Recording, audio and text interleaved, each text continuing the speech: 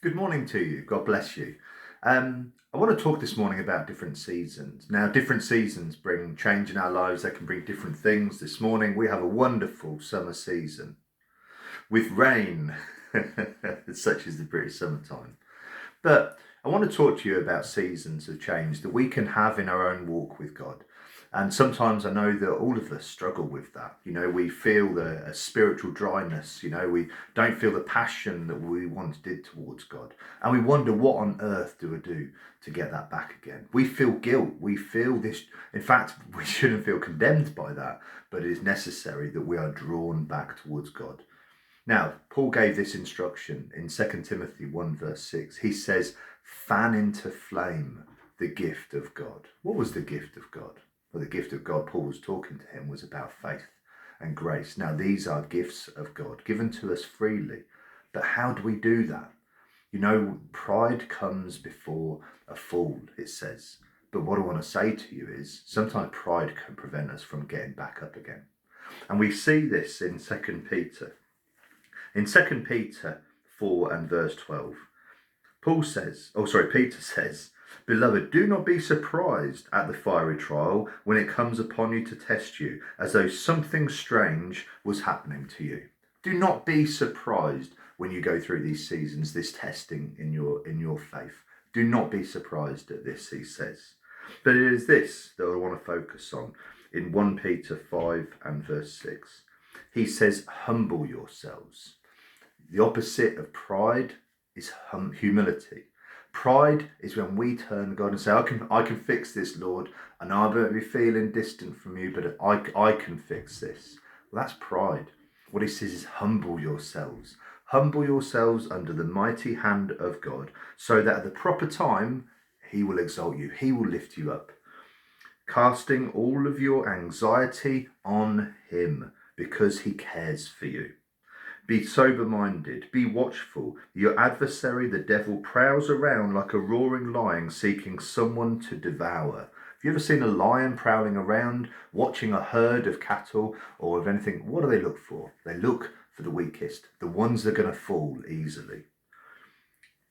Resist him, firm in your faith, knowing that the same kinds of suffering are being experienced by your brotherhood throughout the world.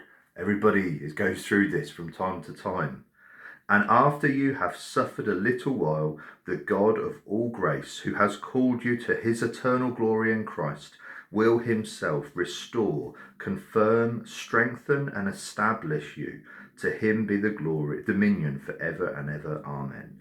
After you've suffered a little while, the God of all grace, remember, it's by grace you were saved. It is by grace you're going to be sustained. You come before a throne of grace.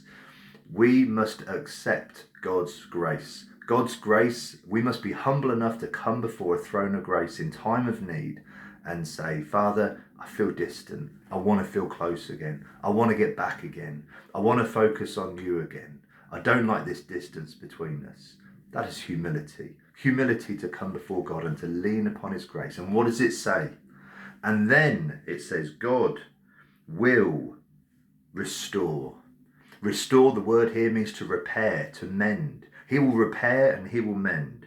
He will confirm. It means that he will make you strong again. And I mean, and he says here to strengthen, but he means to strengthen in your soul.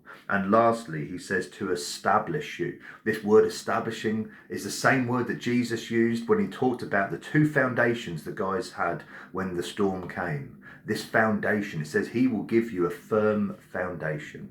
When we come to him humbly, he is the one who repairs. He is the one who strengthens us. He is the one who confirms, and he is the one who mends that foundation and gives us it firm once more. But it is this, as Paul carries on. Paul carries on, by Silvanus, a faithful brother, I regard him. I have written briefly to you, exhorting and declaring to you that this is the true grace of God, that it is never ever reliant upon us, but reliant upon him, on what we are required to do when we feel like we've fallen down, when we feel like we're stumbling in our relationship with God, when we feel like I can't pray, I can't read the Bible, I don't seem to be able to do anything right, and I feel a little bit distant.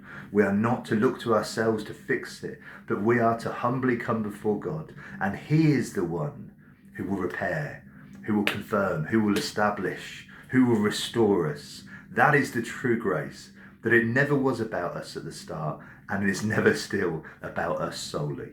God bless you. Have a wonderful day. Lean upon the everlasting arms and His grace today. God bless you.